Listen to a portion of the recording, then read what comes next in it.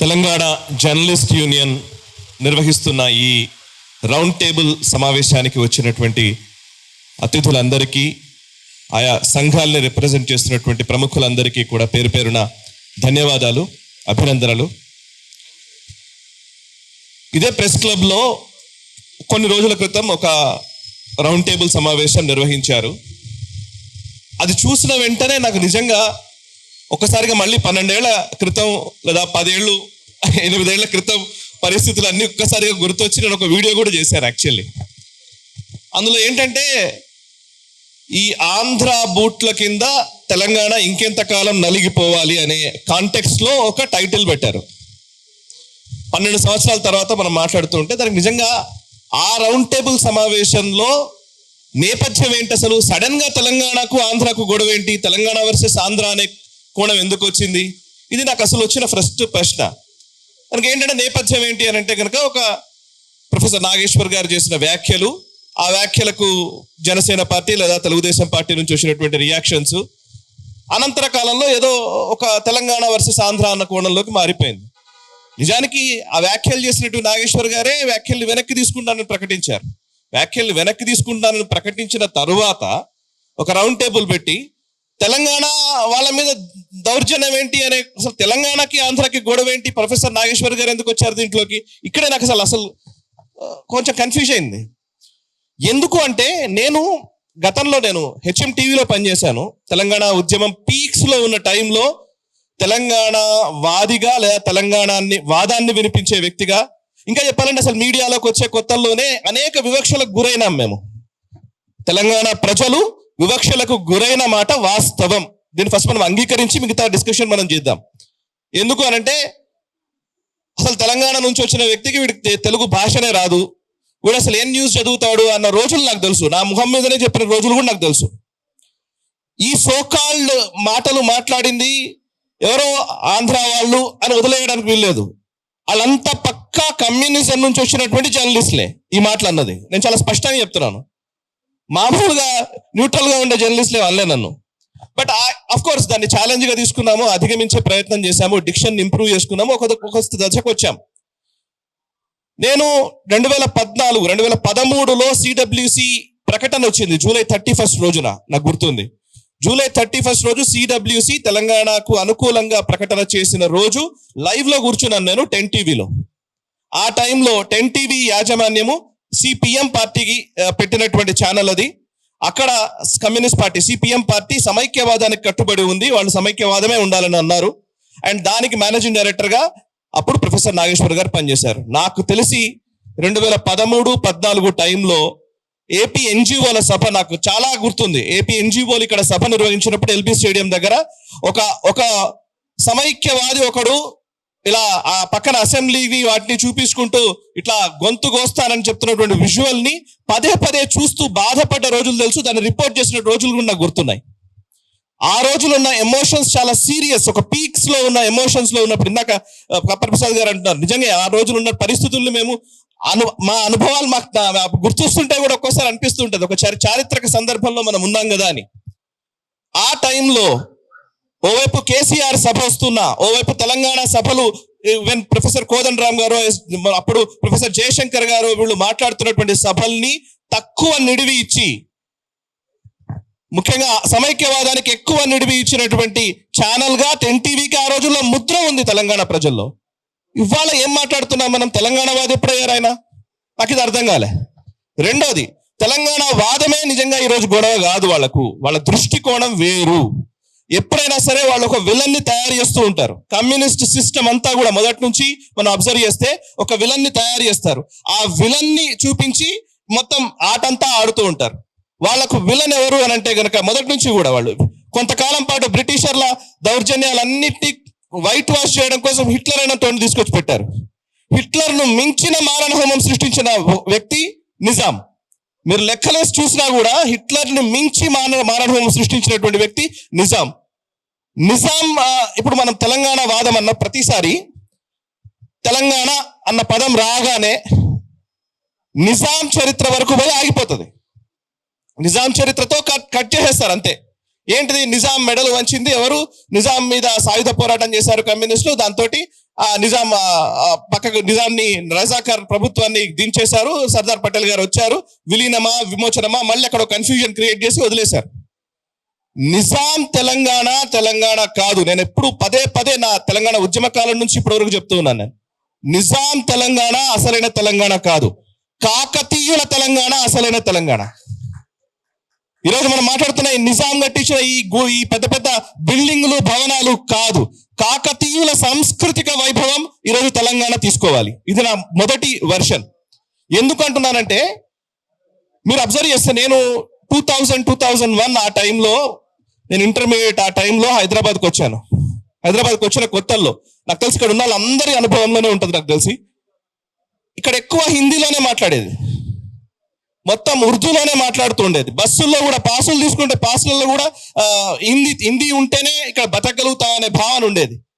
నాకు తెలిసి ఎప్పుడైతే ఐటీ బూమ్ మొదలైందో, కొంత ఆంధ్ర వాళ్ళ ఇక్కడికి రావడం మొదలు పెట్టారో, అప్పుడే మనకు కొంచెం తెలుగులో మాట్లాడడం అలవాటు అవుతూ వచ్చింది. 2003, 2004 తర్వాత నుంచే తెలుగులో ఎక్కువ మాట్లాడడం. హైదరాబాద్ బేసికల్లీ అంటే ఏంటంటే ఇదంతా ఒక ఇస్లామిక్ కల్చర్ గా దీన్ని చూపించే ప్రయత్నం. నేను ఎప్పుడు అంటుంటాను, ఉస్మానియా బిస్కెట్ లో నా సంస్కృతి ఎందుకు అవుతుంది? ఉస్మానియా బిస్కెట్ లో ఇరానీ ఛాయ్నో నా తెలంగాణ సంస్కృతి ఎందుకు అవుతుంది? అయితే గీతే సర్వపిండి నా సంస్కృతి అవుతుంది. కానీ ఈ మాట నేను పదే పదే అంటే ఏంటంటే కావాలని ఒక ఇస్లామిక్ వాదనని తెలంగాణలో జొప్పించి అదే తెలంగాణ అనే కోణంలోకి దాన్ని తీసుకొచ్చి నిజాం చాలా గొప్పవాడని కీర్తించినటువంటి నా దాఖలాలు కూడా మనకు తెలుసు. ఇప్పుడు ఇక్కడ జరుగుతున్న ఈ వివాదం అంతా కూడా, ఈ తెలంగాణ వర్సెస్ ఆంధ్ర వివాదం అంతా కూడా ఎందుకు తీసుకొస్తున్నారంటే ఒక వ్యక్తి కోసం జరుగుతున్నది కాదు, రాబోయే రోజుల్లో జరిగే రాజకీయ పరిణామాలను ముందే ఊహించి దాన్ని జరగకుండా చేసే ఒక కుట్ర. రాబోయే రోజుల్లో తెలంగాణలో రాజకీయ సమీకరణలు మారబోతున్నాయి. ఈ మారుతున్న రాజకీయ సమీకరణలను దృష్టిలో ఉంచుకొని ఆ వైపు అడుగులు వేయకుండా, అంటే ఒక సాంస్కృతిక జాతీయవాదం వైపు తెలంగాణ అడుగులు వేస్తోంది. తెలంగాణ గడ్డ కమ్యూనిజం ని చూసింది, సోషలిజం ని చూసింది, అనేక ఇజాల్ని చూసింది, ఈవెన్ మావోయిజం, నక్సలిజం ని కూడా చూసింది. ఇక మిగిలింది హిందూయిజం. ఈ హిందూయిజం రాకుండా ఉండాలంటే ఇవాళ తెలంగాణ వర్సెస్ ఆంధ్ర గొడవ మొదలు కావాలి. సో ఇది గొడవ మొదలైతే ఇప్పుడు ఇక్కడ హిందుత్వ, సాంస్కృతిక జాతీయవాదము లేదా జాతీయవాద భావనలు ఇది చెప్పేటువంటి భారతీయ జనతా పార్టీ లోపలికి రాదు, అండ్ దానికి అనుకూలంగా ఉండేటువంటి వ్యక్తులు లోపలికి రారు. సో కోణంలోనే ఇప్పుడు ఈ యాక్టివిటీ అంతా నడుస్తోంది. నిజానికి మీరు నాకు ఎవరు ప్రస్తావించారు, ఎంఐఎం పార్టీ శ్రీకృష్ణ కమిటీకి సమైక్య రాష్ట్రంగానే ఉంచాలి, లేదంటే రాయల తెలంగాణ చేయాలి, కానీ తెలంగాణ ప్రత్యేక రాష్ట్రం ఇవ్వకూడదు అని శ్రీకృష్ణ కమిటీకి నివేదిక ఇచ్చాడు. ఆ ఎంఐఎం తోటి టిఆర్ఎస్ పార్టీ 10 సంవత్సరాలు పొత్తు పెట్టుకుంటది, కాంగ్రెస్ పార్టీ ఇప్పుడు పొత్తులోనే ఉంటది. ఎంఐఎం ఇవాళ తెలంగాణ వ్యతిరేకి కానే కాదు, బికాస్ మైనారిటీ. ఇక దానం నాగేందర్, నాకు గుర్తు హెచ్ఎంటీవీలో ఉన్న టైంలో దానం నాగేందర్ అనుచరులు దాడి చేస్తే ఉస్మానియా యూనివర్సిటీ విద్యార్థులతో డిస్కస్ చేసిన రోజులు నాకు తెలుసు. స్టూడియోకి వస్తే ఈవెన్ అందులో అప్పుడు రాజారాం యాదవ్ అనుకుంటా, లేకపోతే OUJSకి సంబంధించిన మన కొప్పుల రాజు, ఇట్లా చాలా మంది విద్యార్థులు వస్తే విద్యార్థులతో ఇంటర్వ్యూలు చేసిన రోజులు నాకు తెలుసు. దానం నాగేందర్ అనుచరులు వచ్చి కొడితే ఇక్కడ దెబ్బలు చూపించినటువంటి విషయాలు తెలుసు, వాళ్ళ వెనక్కి చూస్తే కనబడుతుంది. దానం నాగేందర్ 10 సంవత్సరాలు టిఆర్ఎస్ పార్టీలో ఉంటాడు, తర్వాత ఇప్పుడు కాంగ్రెస్ పార్టీలో ఉంటాడు. ఆయన తెలంగాణకు వ్యతిరేకం కాదు, రేవంత్ రెడ్డి. సో ఆయన తెలంగాణకు వ్యతిరేకం కాదు. అసలు ఏం మాట్లాడుతున్నారు వీళ్ళు? ఇంకోటి, ఇప్పుడు ఈ మధ్య కాలంలో మనం తెలంగాణ, ఈవెన్ కొండా సురేఖ మానుకోటలో, మహబూబాబాద్ అనుకుంటా, మహబూబాబాద్ లో అక్కడే కదా మానుకోటలో రైల్వే స్టేషన్ లో రాళ్ళు ఇచ్చినారు. అప్పుడు ఇదే హరీష్ రావు వీళ్ళందరూ పోతుంటే రిపోర్ట్ చేసినాం లైవ్ రిపోర్టింగ్ లో.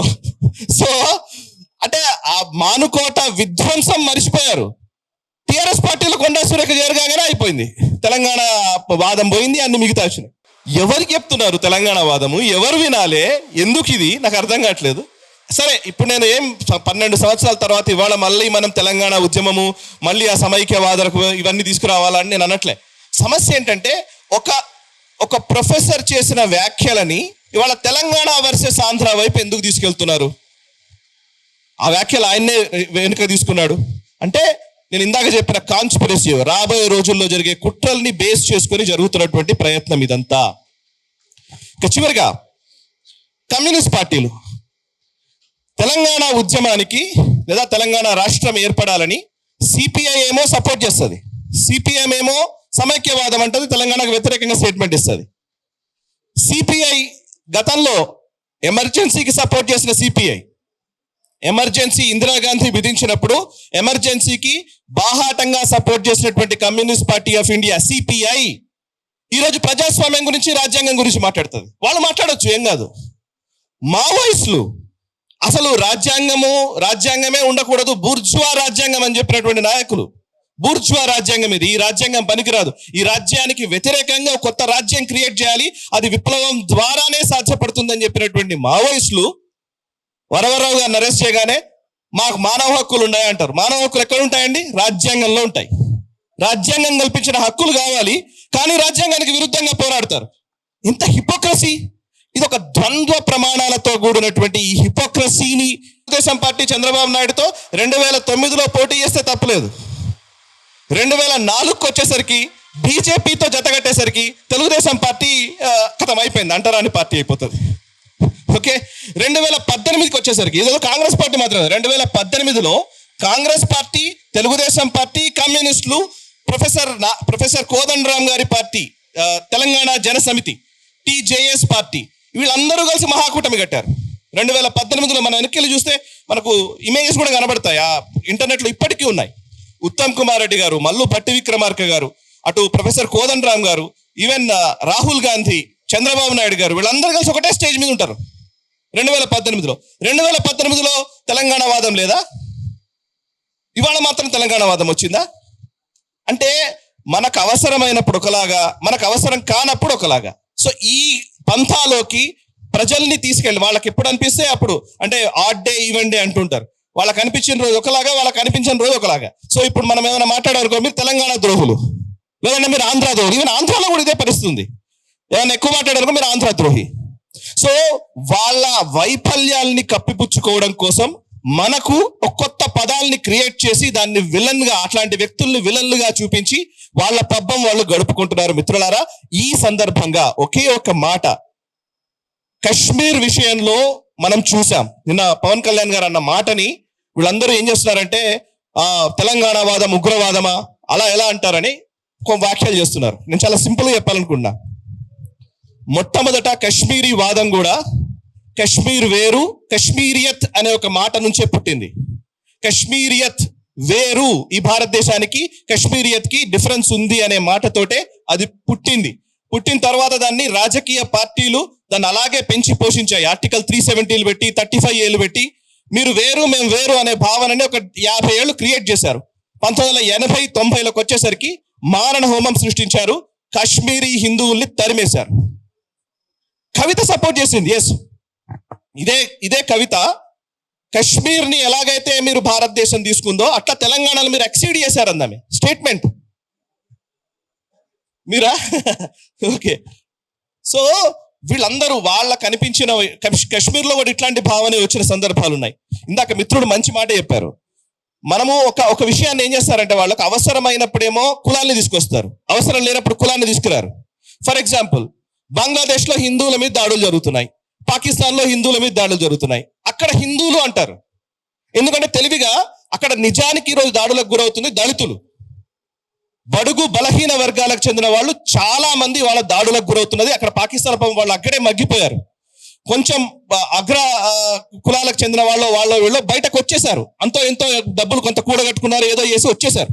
బట్ అక్కడ నిలిచిపోయిన వాళ్ళంతా వాళ్ళే. జోగేంద్రనాథ్ మండల్ ఉదాహరణ. జోగేంద్రనాథ్ మండల్ గారు ఇలాగే అంబేద్కర్ గారు లాగా ఆయన పాకిస్తాన్కి సపోర్ట్ చేశారు, దళిత నాయకుడు, బంగ్లాదేశ్కి సంబంధించి ఆయన అక్కడ వెళ్ళిన వ్యక్తి. 1950కి వచ్చేసరికి ఊచకోతలు కోయడంతో ఆయన వచ్చి మళ్ళీ కోల్కతాలో సెటిల్ అయ్యారు. సో దళితుల పైన జరుగుతున్నటువంటి దాడుల విషయం వస్తేనేమో పాకిస్తాన్లో ముస్లింలు చేసే దాడులు వచ్చినప్పుడేమో హిందువులు ముస్లింలు అదొక ఇరు వర్గాల ఘర్షణ. ఇక్కడ మాత్రం అగ్రవర్ణాలు దళితులపై ఊచకోతలు. సో సెలెక్టివ్ అప్రోచ్, ఈ సెలెక్టివ్ అప్రోచ్ తోటే ఇవాళ తెలంగాణ వర్సెస్ ఆంధ్ర అనే ఒక లేని అంశాన్ని తెరపైకి తెచ్చారు. దీన్ని మనం ముక్త కంఠంతో ఖండించాలి. తెలంగాణ ఉద్యమం ఏ ఒక్కరి సొత్తో కాదు, సబ్బండ వర్ణాలు ప్రతి ఒక్కళ్ళు, అంటే ఇందులో సకల జనుల సమ్మె అనే మాట పేరుకు చెప్పలే, సకల జనులు కలిసి పోరాడినటువంటి నేల ఈ తెలంగాణ. ఈ తెలంగాణ గడ్డ మీద ఎవడైనా తప్పు చేస్తే ఇక్కడనే బొంద పెడదాం, బయటోడు తప్పు చేస్తే పొలిమేరలు దాటేదాకా తరిమి కొడదామని కాళోజీ గారు చెప్పారు. ఎస్, ఆ స్ఫూర్తి వాళ్ళకి కావాలి. ఇక్కడ ఉన్నోడు తప్పు చేస్తే ఇక్కడనే బొంద పెట్టే పరిస్థితులు కూడా రావాలి. Thank you.